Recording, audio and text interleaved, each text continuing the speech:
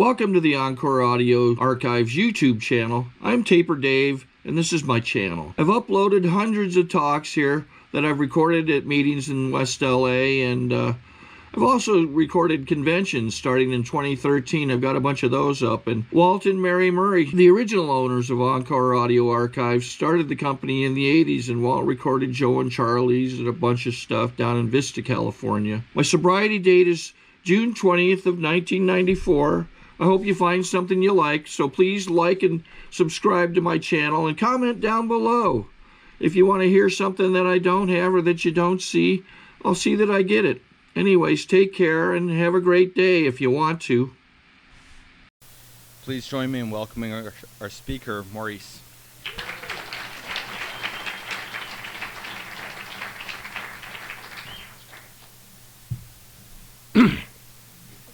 Hello, my name is Maurice LaMarche, and I'm an alcoholic and also an addict. And before I get rolling, I want to thank Mac for asking me to speak today. And it's always a privilege and an honor to speak in any meeting of Alcoholics Anonymous. And it's nice to look around the room. I don't come to this room regularly, but it's nice to look around the room and see a few faces from when I first came in from. I used to be a log cabin regular and Sunday night seaters, sundowners. Oh, are we not? Okay, sorry about that. I am having a few issues with my voice of late, so it's hard for me to project. So please forgive me. I'll try to lean close. All right. I don't know. And in my sobriety, I'm learning what's my business and what's not, so I'll let somebody else take care of that. I'll just try to lean in a little bit. Anyway, I'm seeing a couple faces from like, when I first came around in 1989, and I live in the Valley now, but it does remind me, I've been around here a little bit, because I've got the kind of head even now that says you don't qualify to be here. Who do you think you are to try to talk to a large group like this about how to recover from alcoholism? Hello, Jerry. And, the truth of the matter is I have not taken a drink since January 20th, 1989. And I haven't always done it, perfectly, exactly as it's outlined. I haven't I've gone sponsorless in this program for periods. Don't recommend it, but it's what's been done. I've gone meetingless for a little while, thinking that, my infant son and my wife needed me more than I needed to be in a meeting of Alcoholics Anonymous. Don't recommend that either. It's uncomfortable, but I have managed to do a bunch of stuff. At any given time, I'm at least keeping a few plates spinning on the poles of what we do around here. I've never let the whole thing come crashing down. If I'm not going to meetings, I've at least got 2 or 3 people I call regularly. Sorry to interrupt your viewing. Taper Dave here. Just wanted to take a second to ask you to like and subscribe to my channel. Let me know if you like what you're listening. I've got some very good talks here, and this one's a great one. Just curious, do you think this is better than Zoom? Tell me what you think. If I don't have a sponsor, I go, well, everybody's my sponsor, so I'll take direction from anyone. Whatever it is, somehow or another, doing it imperfectly, this alcoholic hasn't taken a drink in 21 years and 8 months and some days. And for that, I'm eternally grateful. We do it. I try to stick to what I was like, what happened, and what I'm like now. I don't have a prepared pitch. I had a little period in my life where I was a stand-up comedian, so I know what it's like to have an act. And I don't want to have an act in Alcoholics Anonymous. I just like to tell the truth and whatever's up for me. And I certainly like to tell a somewhat linear story. And the good news about it is it doesn't change. Sometimes I tell it funny, sometimes I tell it tragically, sometimes it's straight, sometimes it's whatever. It's my story, I do know that one line I use a lot, but it's so true. I had alcoholic thinking long before I had alcoholic drinking. I was a late bloomer with the symptom of this disease, which is, booze and drugs. But I did come out the gate, I think, with a different head. Literally, it's funny. I was thinking this morning about stories my mom used to tell me about when I was born, and things happened. One, they couldn't wake me up.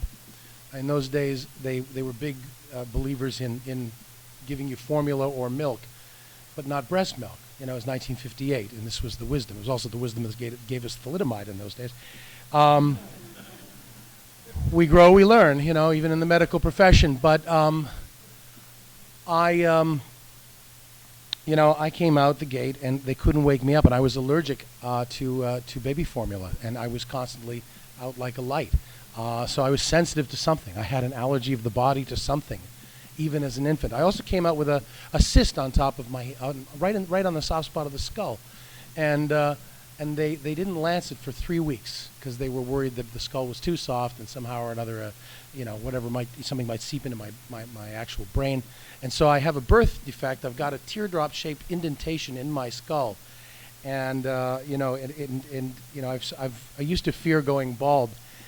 And then I thought to myself, you know what? I go to Comic-Con every year, at least 3 days a year. If this does show, I'll look like I have the greatest prosthetics job in the world. They'll all say, "Oh, what alien are you portraying?"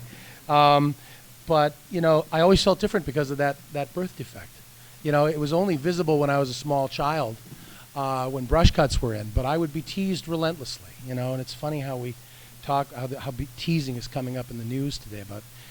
You know how what's happening to children now and young people who are being bullied and teased into killing themselves, and it's just so tragic. I'm not and never was gay, and I know that's a big disappointment to the gay men in the room, but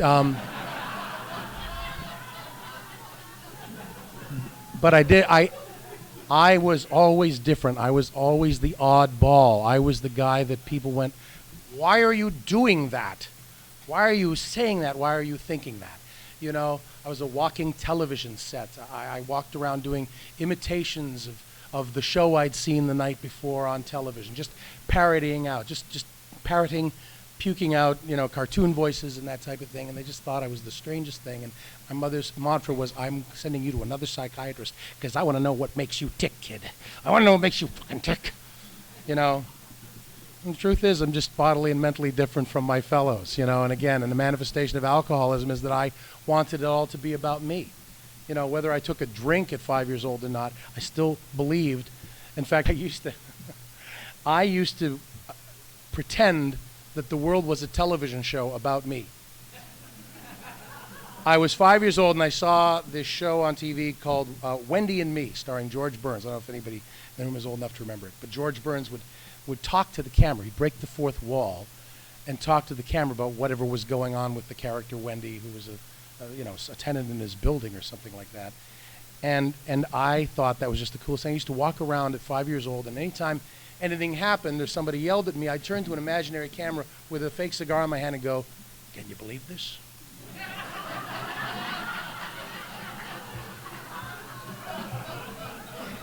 Self-obsession in the extreme, even at 5 years old. I don't know.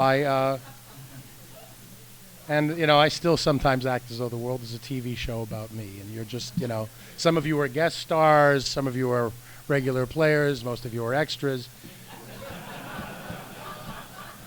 At least that's my old thinking. You know, my new thinking is that everybody in the TV show that is the world is the star. You know, everybody's life is just as important to them as mine is to me, and I must treat you exactly as well as I would treat someone I love with all my heart and soul. You know, that's something I've learned around here. You know, we have terminal uniqueness, and you know, I've heard it said, "Oh, you're not a special snowflake." But the truth of the matter is, you're the only one of you God made, and you've got something, and I've got something that we bring to this little party we're having for the next 100 years or so. Because in 100 years, none of us is going to be here. And all new people. And they'll have their own party. But while I'm here, I've got a job to do, and that's to try to bring something good. I never realized that until I came to Alcoholics Anonymous. And again, as I say, I was a late bloomer with the disease. I did have one drink when I was 3.5 years old, and oddly enough, it is the only thing I remember about being 3.5 years old. So it must have been exceptional, you know. I remember how it felt going down. It was a beer, and I remember loving it. I remember loving a beer at 3.5 years old. And I didn't drink again for a long, long time. Even though when I had, even in my teenage years, you know, I guess being dark complected and having, you know, I developed a beard early. I could go and be the guy that bought the wine for the guys at 14 years old and pass for the drinking age in Canada, where I'm from, which was 18. And I only had a few episodes, and I hated it. You know, I drank to drunkenness and threw up, and resolved never to do it again. And there was long, long periods where I didn't. And I also had a sick mom. You know, I was hit with the news that my mother could die any minute at the age of 14 years old. You know, she had a bum ticker in the days when they couldn't do much for bum tickers. And, you know, the slightest aggravation, I think she would use it a little bit against me, just anything. All of a sudden she would grab hold of her chest and go, "Oh, you son of a bitch. You lousy, selfish son of a bitch. Selfish, selfish." I'd hear this word selfish, and I'd think to myself, well, I'm not selfish. I'm doing everything. I'm doing the dishes. I'm cleaning up. I'm sitting here listening to you every night for 2 hours as you tell me your problems. What's selfish? You know, the truth is, I'm self-directed. I always have been. It needs to be about me. My needs need to be met first. And, you know, that is something that I have to ask God to remove from me every day. I have to ask to be divorced from self-seeking motive, even when I'm being kind, even when I'm being generous. Am I being generous or kind with you so that I'll get something from you later? I've got to try to stay in just doing it to be of service, something they used to call altruism, you know, to the greatest degree possible. And I do that with God's help. Certainly left to my own devices, it gets back to self. But I would have that, and I would, the God of my understanding then was someone I prayed to every night, "Please don't take my mom away." God was there waiting like Lucy with the football to, you know, as Charlie Brown, would come running up to it, to pull it out of the way and have my mom just, you know, I was afraid to wake up to her dead body every morning. You know, more often than not, I'd come home, she wasn't there. I knew immediately, walk down to the hospital, check the emergency room. You know, and that was my childhood. And one of the things I knew I had to do was be a very, very good boy. And that included not drinking and not trying drugs, as all of my friends were. You know, so I was a teetotaler, you know, except for these few little incidents. I wore a halo. I was a goody two-shoes for a good portion of my teenage years, when I probably would have been, along with the rest of my alcoholic brethren and sistren, you know, experimenting and getting out of control. So as I said, I got a very late start with this disease. There were other addictions, though. I mean, as I said, that television thing. Television was my first drug. I believe television can be a drug today, probably one of the more insidious drugs. You know, I limit myself to 3 programs. Just like an overeater limits himself to 3 meals a day, I limit myself to three television programs a week. That's all I watch, because I gave my life to television to be out of here and now all through the first half of my life. I just planted myself in front of a TV. You know, so I had that thing, you know, with TV addiction, food addiction. I know you can't tell. And I've been in and out of a program of recovery for that, and, you know, that's a tough one. I mean, if I can just depart from the script for a second, I mean, if we had to have 3 small glasses of wine a day, nothing in between, I don't know how many of us there'd be here, but you gotta eat, you know. So it's a real toughie. But I'll get to the drinking. The drinking and the drugging came really, really quickly upon me. I used some of that thing I had of being able to parrot out television shows and voices and all that to develop a little career for myself, as I said, as a stand-up comedian. And if you're worried about, if you're sitting there going, well, I don't know you, I don't remember your face, but that's because while other comedians I started out with were working on their acts, taping them, and, you know, and eventually becoming household names, I was worried whether or not you could see the Walther PPK that I was carrying on stage with me at the Comedy Store, or whether or not you could see my nose was bleeding, or all the ring of cocaine around my nose.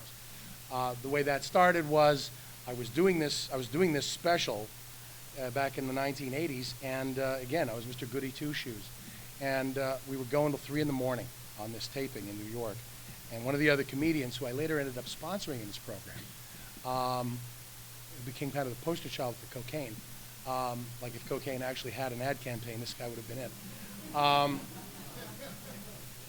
He saw that I was falling on my face, and he said, "Maurice, I'm going to draw you out 2 lines here. I want you to do them up. They're going to keep you going, Maurice." And I was like, no, you don't understand. I have an instrument, my embouchure, And I went, you know what, I got to do it. So I did it up, 2 lines of cocaine, and it was like that episode of Taxi where Reverend Jim eats the brownie, you know, on the hashish brownie. On one side of it, he's a Rhodes Scholar. On the other side, he's, that's pretty good. Well, with me, it was like, suddenly I was good enough, fast enough, funny enough. There was a gorgeous girl in the front row. I've always been painfully shy with women all my life. Picked her up like that. I called it confidence power. I did my powder. I did my second set. It was brilliant. It was great. And I, you know, immediately went, where do I get more of this? And I was off to the races from 1986, you know, all the way up to, or from 1985 rather, through May of '86. I went from 2 lines to like 2 grams a day, and it became problematic. And I, you know, a therapist sent me to the rooms of Cocaine Anonymous. And I came mainly because I wanted my nose to stop bleeding, because as I said, it became a problem when I was on stage at the Comedy Store. I came into the rooms. I didn't really want to hear that I couldn't have a glass of fine red wine with my dinner. So I came around, got 30 days, came around, got 60, and just didn't want what you had in terms of the alcohol part of it. I didn't think I had a drinking problem. The girl of my dreams, the one that got away, came down to visit me. And I spent most of the time bringing her to the finer places in Los Angeles, in other words, the better Beverly Hills cocaine dealers. And she went screaming back to Toronto, and I blew the chance to be with the one that I'd always loved since the 8th grade. And that sort of woke me up, and I realized I might just have a problem. But I didn't want to hear about alcohol. So I moseyed along, just not doing cocaine, having the odd glass of wine, and saying, "See, honey, see, look at this. I'm able to push the wine away with half a glass in it, so I must not be alcoholic. See, you know, alcoholics have to finish the whole glass and finish off the bottle. I'm leaving half a glass. Don't you see? So I'm okay. All right, I'm all right. I don't have a problem because an alcoholic wouldn't be able to do this. Little did I realize that non-alcoholic people don't worry about whether or not they're leaving a half a glass, or they just enjoy it as a beverage or don't, you know. It's something to have with dinner. Something happened in 1987 that I had no program for, no instruction manual for, and that is that my father was murdered by his best friend. Very dramatic scene in the lobby of a huge old hotel in Toronto. And I used that as my excuse to just dive headlong back into both cocaine and drinking. I had a reason now. You don't know my pain, you know. And I'm here to tell you that, you know, I may have started drinking behind my pain, the pain of being that odd child who didn't quite fit, the pain of my father's murder, the pain of my mother's, the fear of my mother dropping dead of a heart attack any day. That's all fine and good. Maybe that's why I started. But I kept on against all good reasoning not to, because I have the disease of alcoholism, and somewhere along the line, I developed something that the doctor's opinion calls the phenomenon of craving. This is, of course, for the newcomers in the room. A lot of us know a good deal about this. Something happens that when alcohol enters my body, I experience a psychic shift and a physical shift, and nothing else matters except getting more. That only occurs in alcoholics. If that occurs in you, if you're new here, if that occurs in you, well, welcome. Welcome, there's a solution to that. It's this. It's meetings. It's the big book of Alcoholics Anonymous. It's 12 steps as they're outlined in that book, and being of service, helping other alcoholics. There's relief for that condition. But I didn't know I had that condition. I just knew that I had to get more. And I threw away that stand-up comedy career. I threw away a subsequent career that I was doing okay at, but was just there to get me, you know, enough money to drink and use with, because I had my reason. Don't you see, my dad was murdered. Great evil had visited my life. You know, you don't know. Don't tell me to stop. You don't know. You don't know what I'm trying to shove down here. There's no God. How could there be a God? My dad was the nicest man in the world. Give you the shirt off his back. You know, the most generous human being you'd ever met. He'd run over to you if he saw that you were down on your luck and you were an old friend of his, and just pull out a wad of bills and shove it in your hand and say, you know, get me when you're on your feet again. And here was this man had been shot to death by a jealous friend.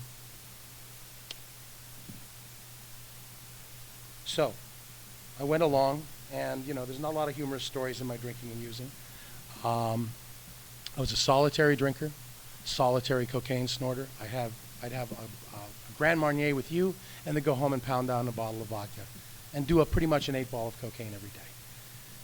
And, you know, finally, I went into treatment. I was intervened on. The only person I let in from the intervention, forget the people who were good enough for my life,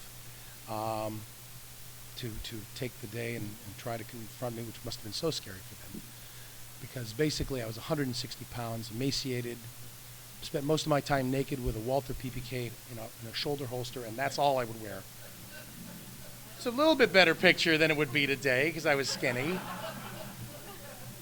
But that was it, you know, and I was having auditory hallucinations and hearing my friend Fran Ezrin, God rest her soul, out in the backyard going, Mo, they're here for you, Mo. Fran was nowhere near, you know, my house. And, you know, that was my life. And I let the interventionist in, but I told everybody else, get the hell out of here. And the interventionist was a guy with 14 years, named Lou Sandman, an older fella. And he talked my language. And I didn't go with him that day, but then I had to finish up what I had. I went in 4 days later, and you know, and got my $14,000 big book. And I'd love to tell you I stayed sober from my hospitalization, but hospitalizations don't keep you sober either. You know, unfortunately, I had a lot of information, and I had a good aftercare program, but I just wasn't willing to get my shoes dirty around here. In fact, shoes were what it was all about. I mean, that sobriety day was September 1st, 1988. And, you know, I wouldn't pick up a mop because I wore expensive clothes at the time. I wouldn't pick up a mop. I wouldn't get involved. I wouldn't get in the middle of Alcoholics Anonymous. And finally, at exactly 100 days of sobriety, my brilliant mad scientist mind said, well, 100 days, that should be enough. That's like a metric year. And I'm from Canada, and I'm on the metric system, so let me see if I can, I'll videotape my slip. Let me videotape my slip. I actually went and got a video. I had my own video cam. It was the last thing my dear dad did for me before dying. He'd bought me a video camera for my birthday, which was just 3 weeks before he died, but he'd sent me the money to do it. And so I set it up, and I actually palmed a $quarter gram from my old dealer, who I ostensibly was 12-stepping. If you're new, also hanging out with your old dealer to try to get him in the program isn't such a great idea. I don't suggest it. So I stole from my dealer and went home, set up the video camera, and did it up. And the amazing thing is, when I watched it months later, after I did get sober, I did see a change, a physical change come over my face. I watched a light go out in my eyes and I watched color drain from my face. It was amazing. And yet I only got to see that tape once. Somehow or another, an episode of Love Boat got taped over it. I don't know how. But I got to see it once, you know, and it was like watching whatever connection to the sunlight of the spirit I had just die in my eyes. It was something else. At any rate, I had decided I would only do that one night and go back the next day, because after all, hey, you know, 100 days wasn't that much time. You'd all forgive me, and I'd come right back. But I had to know. And with that intention, and with a head full of program and big book and 100 pitches under my belt, and all the desire to come back in the world to these rooms, I couldn't. That was the scary part. That was the insidiousness of the disease. That was the phenomenon of craving. Having all that knowledge and wanting to, and thinking all I got to do is just not, like I did on my 99th day, I couldn't not. I didn't know how to not. I'd come in these rooms and I'd go, not this room, but other rooms, I'd go in the bathroom and snort cocaine on the break. You know? I'd get 2 days and think, well, I never tried Armagnac, so I'd throw away my time and try Armagnac. You know, and it was just that insidious voice in my head saying, it's not that big a deal. It's just a couple days. You'll get back again. You got more to do. You know, that's the phenomenon of craving operating, because it tells you it's not the phenomenon of craving. It's what tells you that after you have one drink, well, I don't feel any phenomenon of craving. I guess I may as well have another one. That's the phenomenon of craving. And it sounds like Beetlejuice. No,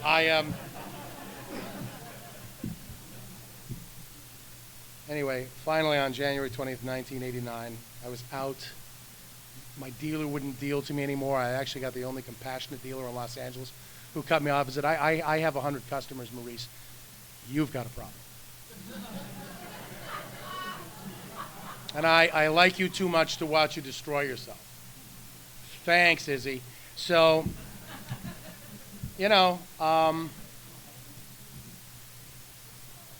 so I don't know what happened, because I was on my way up to his house to beg, borrow, steal another half gram. And a little voice in my head said, it's over, turn left. And it really was. It was an audible little voice in the middle of my head that just said, it's over, turn left. And I looked around where I was, and I was right at the corner of Radford and Ventura. And there used to be the Radford Clubhouse right down at the very foot of that by the wash, if you drove past CBS Radford. And it was almost as though my hands, flicked the left turn signal by itself. And I drove down to the end of the block. And I said, if there's not a spot, I'm leaving. I'm going up to the dealer's house. Well, there was a spot right in front. Somebody had just pulled out. So I went in, and for some reason at that first meeting, I heard the words, if you don't have the first drink, you can't get drunk. This was rocket science to me. It's the first, it's the first drink? Holy shit, I thought like if I just try to control it after like the third, second, no. If I don't take the first drink, I can't get drunk. And the other thing I heard at that meeting was, a day is when your head, from the time your head comes off the pillow to the time your head hits the pillow. It's not 12:01 a.m. Because I played the 12:01 a.m. game a lot during my little, 6 weeks out there.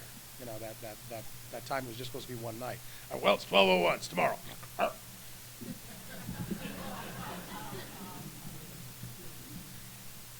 And with those two things, and with getting a few numbers, and with coming back to the rooms, I was able to cobble together a day and realize that that day's a miracle. That's the other thing I heard. A day for an alcoholic of my type is a miracle. And it really is. There's no throwing away 2 days. That's 2 miracles.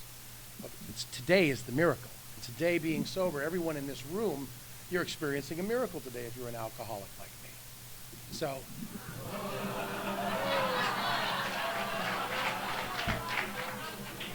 thank you, Lord.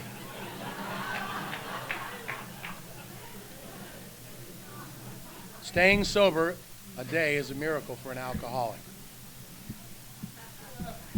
And I had a friend, I still have a friend named Benedict, who, had even more happening in life than I did and had nicer shoes than I did. And when I went back to the log cabin, Benedict, I had 3 days on Benedict originally. Now Benedict had 4 months on me. But I noticed Benedict grabbed a mop in spite of how nice his shoes were. So I grabbed a mop. For the first time, I did a little physical labor around here. And I mopped up the floors. And guess what happened? A fellow named Christopher M., a British guy, came up to me and asked me out for coffee. I'd never been to an AA coffee before.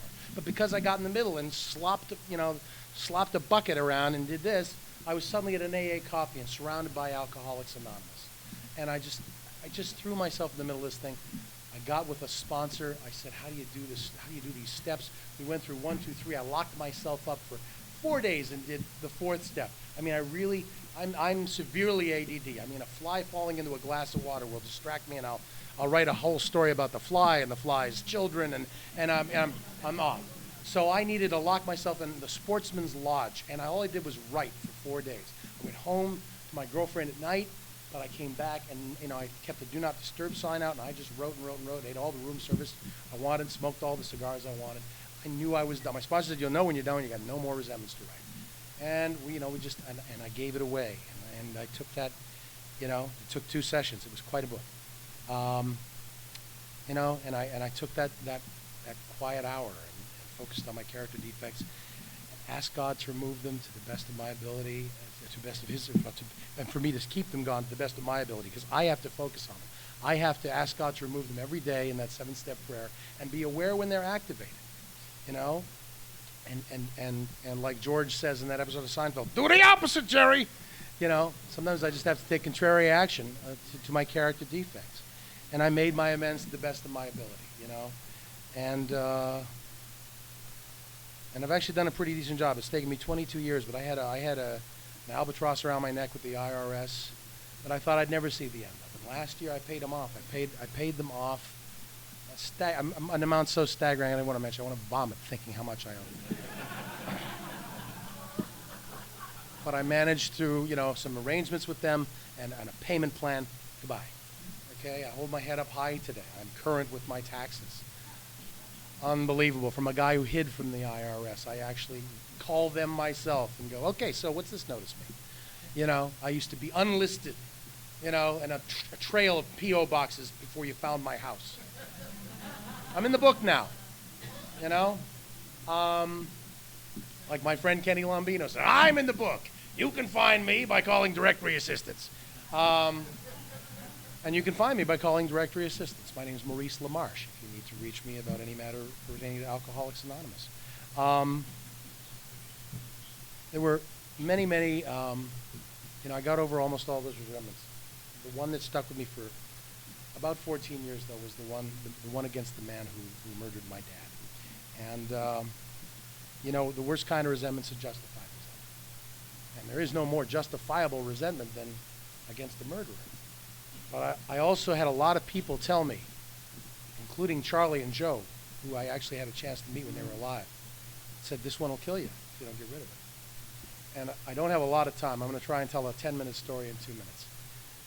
A few years ago, I was able to, through a series of circumstances that shouldn't have occurred, I found myself on a plane with His Holiness the Dalai Lama. It's a very amusing story when I tell it in long form. It just suffice to say that I'm in first class, and everybody in first class is in saffron robes except me, and and I'm writing my 4th parole hearing letter on the plane, and I think to myself, well, wouldn't it be great? Here you are, 3 rows away from the greatest spiritual mind living on the planet, to talk to him about how to get rid of this resentment. And then your words came to me. Do the next appropriate indicated action. How does somebody get to meet the Dalai Lama? Well, they don't go past his seat and go, hello, Dolly. Because he's heard that one a million times.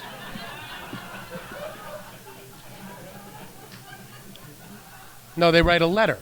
So I wrote a letter on the plane. And then I asked one of the monks, how would I get a letter to His Holiness? And the monk says, just give it to his secretary. So I give it to the secretary. And the secretary comes to me as I'm standing, waiting to go to the bathroom, and says, he will see you now. And I go, what? You're kidding. He goes, no kidding. He's like the sushi Nazi in Studio City. And I sat down, and I'm as close to His Holiness the Dalai Lama as I am to this lady right here. And I told, the Dalai Lama read my story in my letter. And he said, your letter touched me very much. When I was a young man, the Chinese army came into my country and killed my friends, tortured them. And I knew I must be rid of this anger.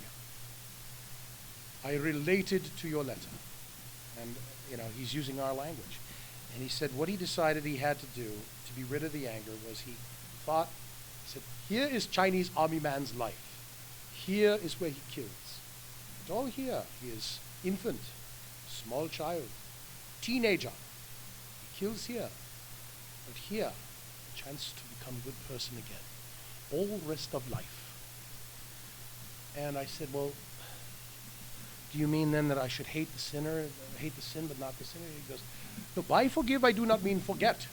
You can never forget what this man did to your father. I can never forget what Chinese army men did to my friends. But by forgive I mean you have a prison in your mind for this man, do you not? A cell you do terrible things to him in, do you not? I said, yes, I do, Your Holiness. He said, open the doors of the prison of your mind to let him out. And I did a little visualization of that very thing. This guy who I did the most horrific things to in my imagination. And there's this door on the side of my brain. And out he went. And I was relieved. And I told the Dalai Lama, I said to him, it's really amazing. I just felt it leave me. He said, by that thing you said about when he was a child, I was riding with my son in the car, and my son said, Dad, this was the week that Saddam Hussein was captured. He said, it's really weird to think of Saddam Hussein as a little kid, isn't it? And I said, why, buddy? Because of his scruffy beard? He goes, no, because Saddam Hussein must have been a nice kid at one time who played with other kids. Dalai Lama burst into laughter. He went, ha ha ha ha, your son, very wise. And he took my hand and he prayed over my hand and said a blessing. And he said, I want to thank you for trusting me. I want to thank you for bringing me your problem. I mean, the kind of spiritual humility that is, thanking me. And I told him that I would pray for the success of his mission, and that I would tell this story. And he said, then it is enough. And so that's why I bring that story to you. I never have seen him again. I don't know that I ever will. But, if you're carrying around somebody in the prison of your mind, all you got to do is let him out. And I want to thank Alcoholics Anonymous, meaning you, for my amazing, amazing life today. Because that never would have happened to me if it had been for the words of the people of Alcoholics Anonymous. Thank you for my sobriety.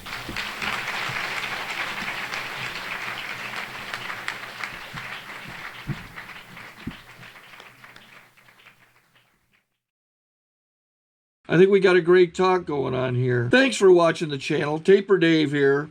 Just curious, do you think this is better than Zoom?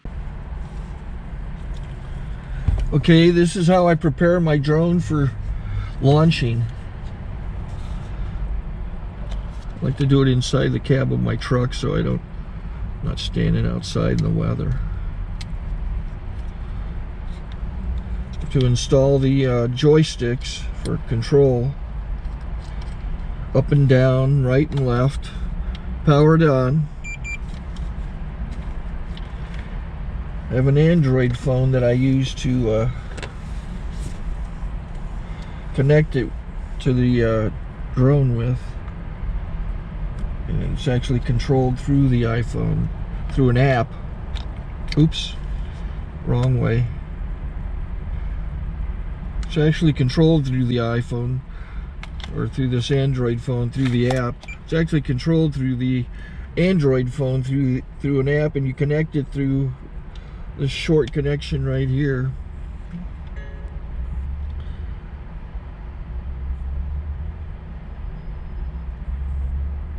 Remote control connected. Remote control's connected. So I pull out the drone. I have to extend the legs. Long legs extended first, then the short legs. Remove the gimbal protector. Set that aside, then power it on one short burst and one long burst. I lay it down.